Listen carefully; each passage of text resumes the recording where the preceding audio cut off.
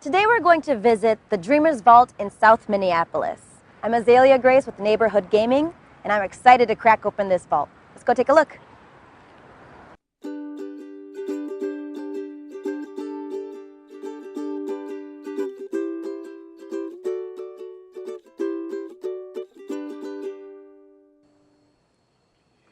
You must be Patrick. Hello, hi, it's Azalea, isn't it? It sure is. Very Good nice to to meet meet you you as well. Thank you so much.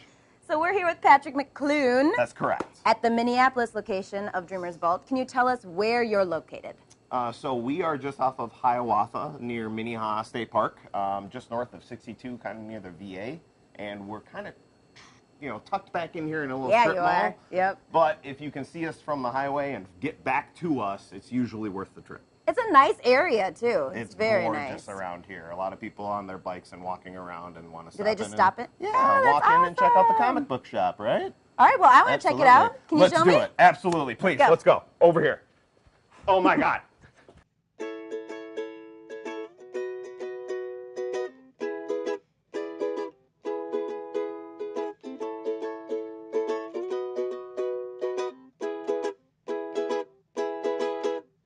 So basically, we're standing in the middle of what I like to call our board game department. Okay. We have a lot of things that are family friendly, very popular, the kind of stuff that you would see in any game shop. But what we pride ourselves on is trying to look for more indie titles that we can really discover and a bit get some experience from that are under the radar. Yeah. Living card games, tabletop, miniatures, anything, mix and match, resource management, competitive, cooperative, all sorts of kind of good stuff. Do you have any examples? Probably one of my favorites, and it's kind of ridiculous that we have this version. Oh. But Settlers of Catan is the game of our generation. My gosh. And when you mix it with Game of Thrones, you basically have a winner right there. Oh my God. What do you got going on back here? Basically, this is the start of our miniatures department, the Warhammer wall, and we do have some other board games kind of hiding back here as well.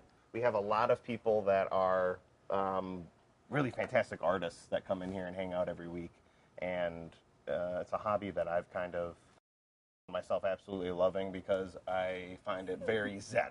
Yes. I don't really meditate anymore. I just build and paint little Space Marine dudes. I feel that the building for me is the more zen part. The painting is a little bit more thinking. It's not so much how good you are at painting as it is the techniques that you know, right? So as long as you approach the model in a smart way, you can pull off something really cool without minimal effort. Yeah. So what do you think is the special focus of your store? What makes you unique? Going back to miniatures again, I think one of the things that we really try and focus on here is organized play. Yeah. And playing doesn't always mean competing or working together to achieve a goal. Sometimes it means just sitting down and being creative. Yeah. Being able to create something. So one of the things that we like to do at this location for Dreamers is host Paint Clinic every Saturday. And that's a time where people just come in with their models, their paints, and we usually have anywhere from like 4 to over a dozen people just hanging out, working on their models, sharing tips. Do you and tricks. ever bring in like a mentor for painting? We absolutely do. We work closely with different organizations that run miniatures conventions and tournaments around the metro.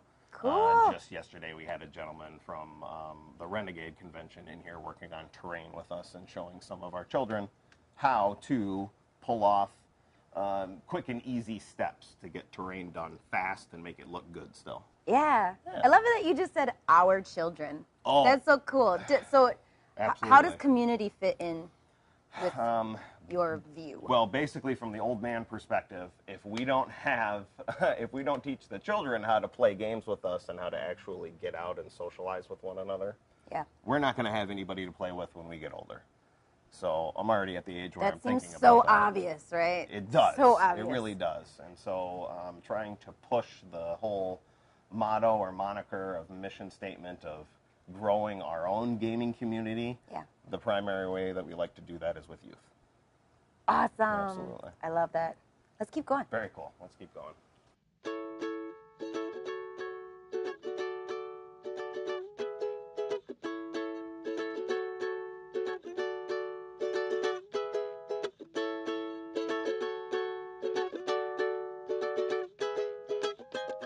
this is probably my favorite part of the entire store. This is our ginormous play area. Yes. And so basically, you can come in here and get some free Wi-Fi, some free air conditioning, some free heat. Grab a game off of the shelf. Staff will help you teach you how to play it. And it's a little bit wrecked right now because we had a fantastic Saturday yesterday.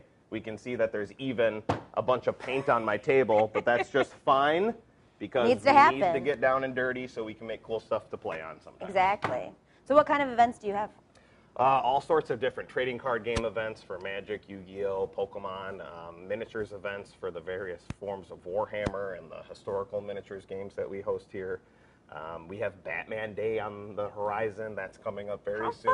Fun. That's going to be all about comics, and everything's going to be on sale, and we're going to have a costume contest for it. Oh my gosh, you guys are too fun. So aside from just like the tournament grinding things, we also like to mix it up and do like workshops for Dungeon Masters, for Dungeons and Dragons. That's so basically smart. Basically try and diversify and touch everything that we can. Yeah. A campaign can be ruined if you don't have a good DM. That is correct. The next one we're working on has to do with locations. And so basically creating your own setting and fleshing it out before you present it to the players. Awesome.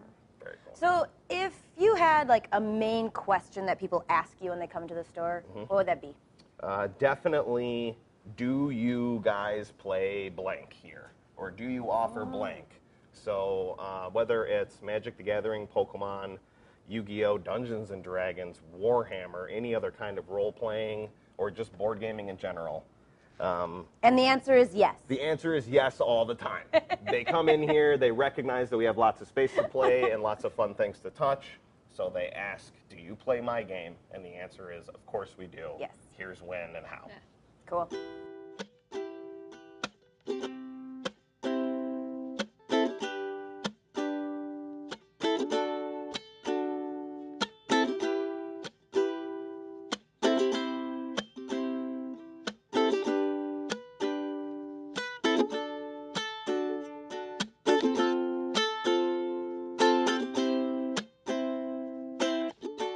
We're in probably my favorite part of the entire store. Yeah? Yeah, it's the comic book department.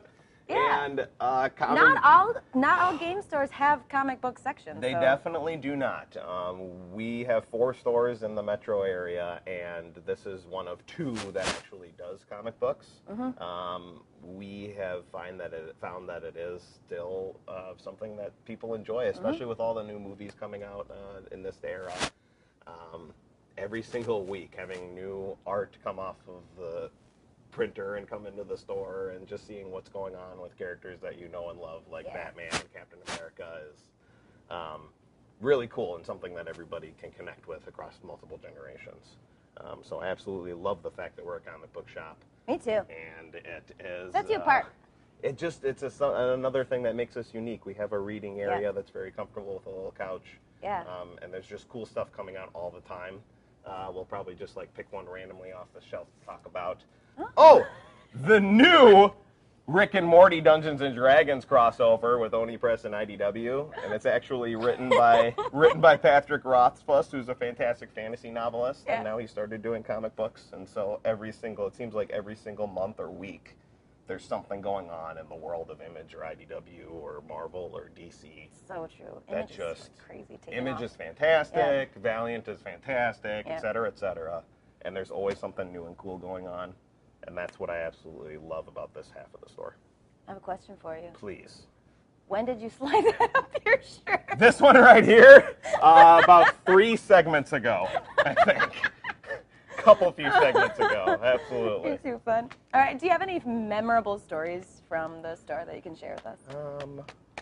Actually, probably one of my favorites also has to do with comic books. Awesome. Every May, I think it's the first Saturday in May, is Free Comic Book Day, right?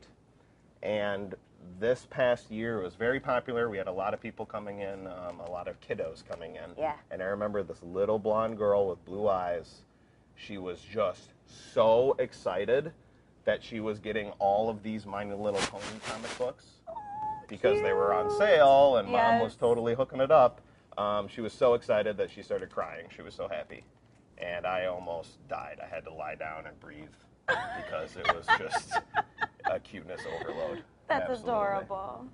And that's the kind of like the little pieces of gratification that make me love what I do. Absolutely. Mm-hmm. Can we go sit in that comfy library area? I'm exhausted just recounting that. Let's go let's go pop a squat. Absolutely. Let's do it.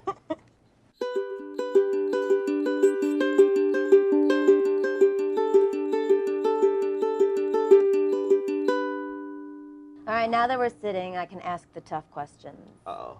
What challenges have you faced in running this store?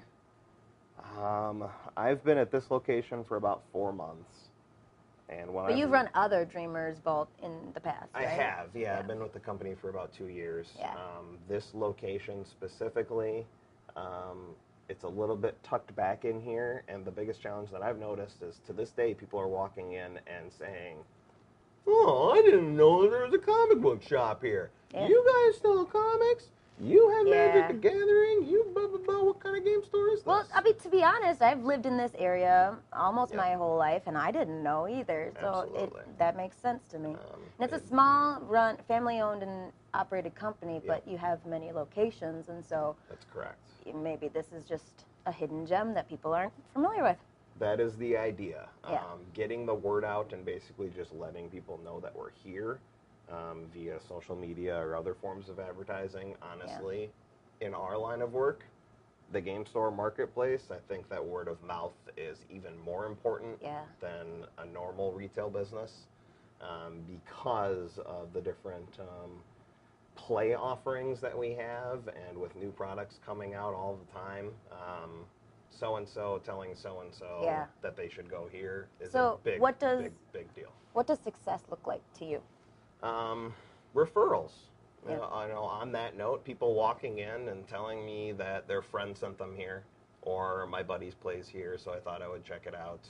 Awesome. Or, such a good feeling too, exactly. Because people had a good experience enough to go share. That is correct. Yeah. So, what do you think the future holds for Dreamers Vault Minneapolis?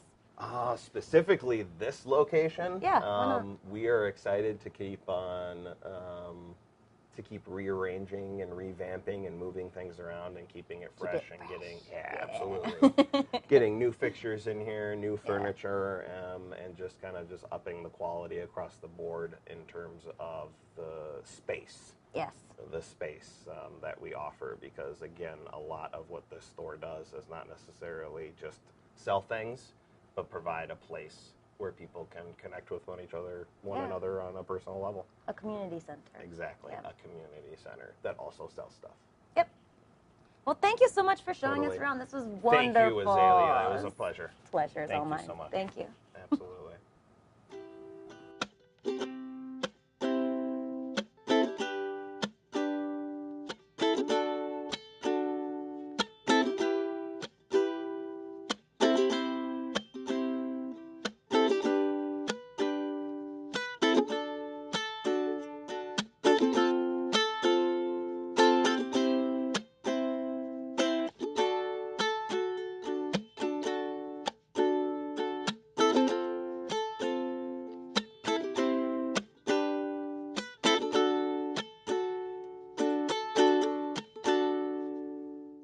Every game store strives to be a place for their community of gamers to come and play. But I feel that Dreamers Vault Minneapolis really delivers in providing that community center, especially for the youth, teaching them how to play new games and how to paint their minis. And there's plenty more for veteran players to do as well. I'm Azalea Grace with Neighborhood Gaming, and I want you to be sure that you grace this Dreamers Vault with your presence, especially if Patrick's working.